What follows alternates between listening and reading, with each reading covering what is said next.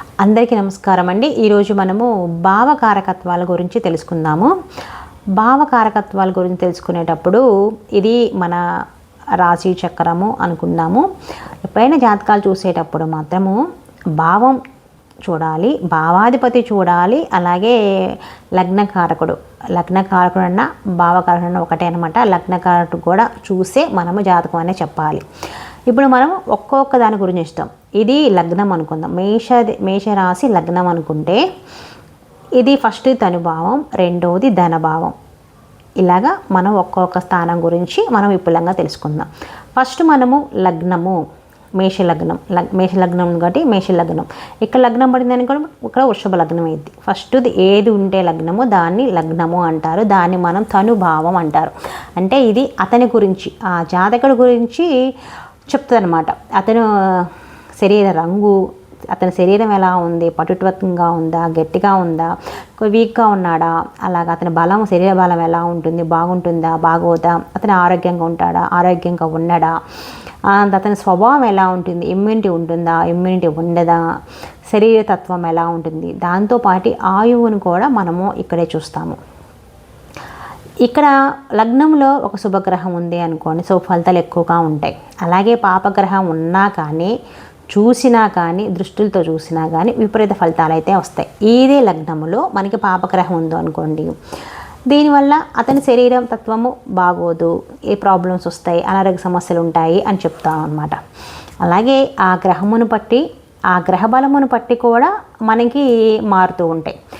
దేహము దుర్బలత్వం అవుతుంది, అంగవిహీనం అవుతుంది, కురూపత్వం అవుతుంది, అనారోగ్యంగా ఉన్నాడు, ఆయుక్షీణం అవుతుంది, అలా చెప్పొచ్చు. లగ్నంలో శుభగ్రహం ఉందా, పాపగ్రహం ఉందా అనేది చూసుకోవాలి. లేకపోతే పాపగ్రహ చూపు ఉన్నా, పాపగ్రహం ఉన్నా కానీ మళ్ళీ మా ఫలితాలు అనేవి మారుతూ ఉంటాయి. మొత్తంగా చూసుకుంటే లగ్నము గురించి మనం గుర్తుపెట్టుకోవాల్సింది ఏంటి అంటే శరీరతత్వం, అతని శరీరతత్వము, ఆరోగ్యంగా ఉన్నాడా, అనారోగ్యంగా ఉన్నాడా, అతని రూపము, స్వభావము, ఆయువు, అది కూడా అధిపతి స్థానం గమనించి మాత్రమే మనం చెప్పాల్సి వస్తుంది. రెండవది ద్వితీయ భావం. ద్వితీయ భావం అంటే మనకి ధనభావం అని అంటారు, వాక్కు స్థానం కూడా అంటారు. అంటే రెండవ భావంలో అతను ఎలా మాట్లాడతాడు, మంచిగా మాట్లాడతాడా, చెడ్డగా మాట్లాడతాడా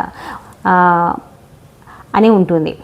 ఒకవేళ ఇక్కడ ద్వితీయ భావంలో రెండవ స్థానంలో శుక్రుడు పాపిగా ఉంటే మటుకు, పాపిగా ఉన్నారనుకుందాం, అప్పుడు అతని మాటలు ఎలా మాట్లాడతాడు, అబద్ధాలు అనేవి చాలా సున్నితంగా సుతారంగా మాట్లాడతాడు అనమాట.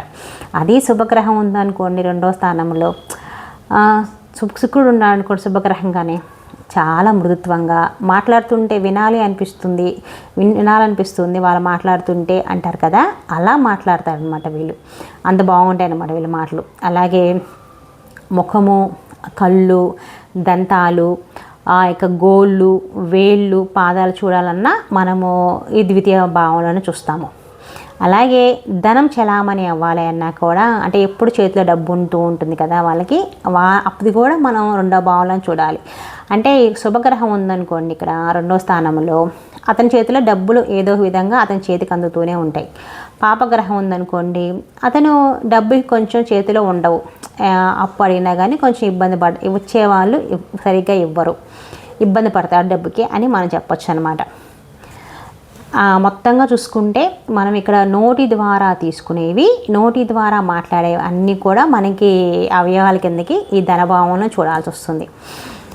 అలాగే అదేవిధంగా రవి చంద్రుడు ఇద్దరు పాపగ్రహాలుగా ఉంటే వీళ్ళకి కళ్ళ సమస్యలు వస్తాయి, కళ్ళకు సంబంధించిన ఆపరేషన్ చేసుకోవాల్సి వస్తుంది, అలాగా చెప్పాలన్నమాట. ముఖ్యంగా గుర్తుపెట్టుకోవాల్సింది ఏంటి అంటే వాక్కు, ఇతను ఎలా మాట్లాడతాడు, మంచిగా మాట్లాడతాడు, చెడుగా మాట్లాడతాడా, కుటుంబ అన్యోన్యత ఇక్కడ ఉంటుంది. శుభగ్రహం మంచిగా ఉంటే వాళ్ళ కుటుంబం మధ్యలో అన్యోన్యత ఉంటుంది, గొడవలు ఉండవు అనమాట. అదే పాపగ్రహంగా ఉంటే కుటుంబంలో చిన్న చిన్న గొడవలు, తగాదా లాంటివి వస్తూ ఉంటాయి.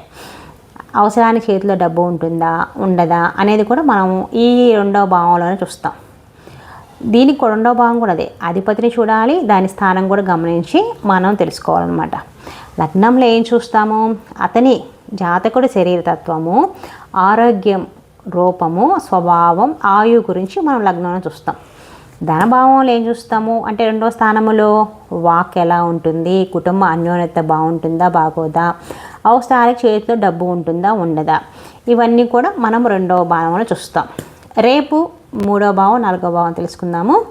మనకి ఈ భావకారకత్వాలు అనేది చాలా ఇంపార్టెంట్ అండి. భావకారకత్వాలు బాగా గుర్తుపెట్టుకోండి. ఎప్పుడైనా సరే 1-2 సార్లు చూడండి, వినండి.